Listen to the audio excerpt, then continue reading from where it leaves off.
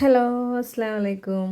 അപ്പോൾ ഇന്നിതാ ഷോപ്പിലത്തെ ഒരു കുട്ടിക്ക് ഡ്രസ്സ് ചേഞ്ച് ചെയ്യാൻ വേണ്ടിയിട്ട് അവൾക്ക് കൂടെ ഞാൻ കൂട്ടിന് പോകട്ടാം.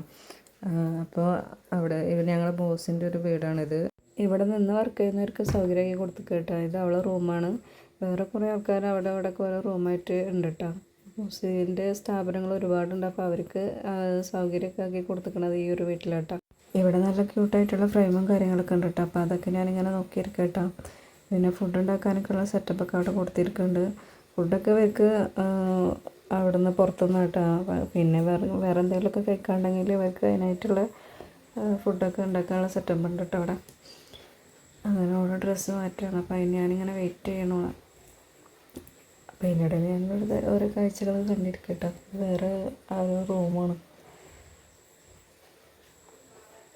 വേറെ കുറേ റൂമും കാര്യങ്ങളൊക്കെ ഉണ്ട്. അതൊന്നും ലോക്കായ കാരണം തുറക്കാൻ പറ്റുന്നില്ല കേട്ടോ.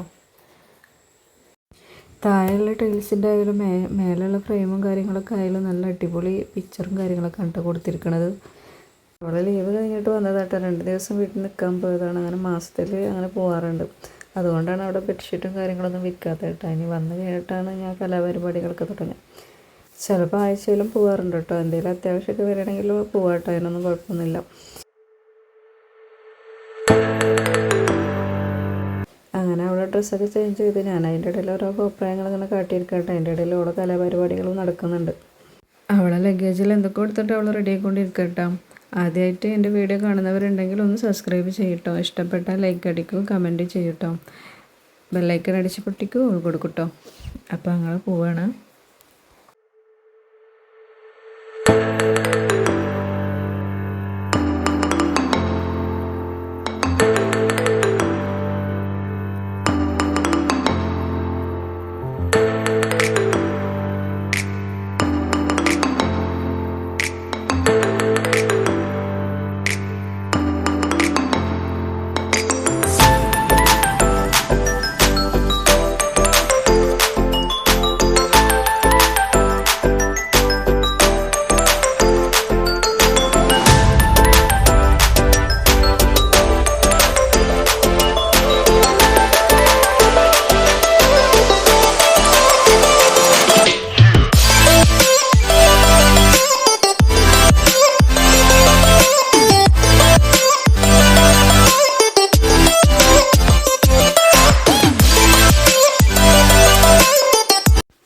അപ്പോൾ ഓക്കെ, ബായ്. അടുത്ത വീഡിയോയുമായി ഇനി വരും കേട്ടോ.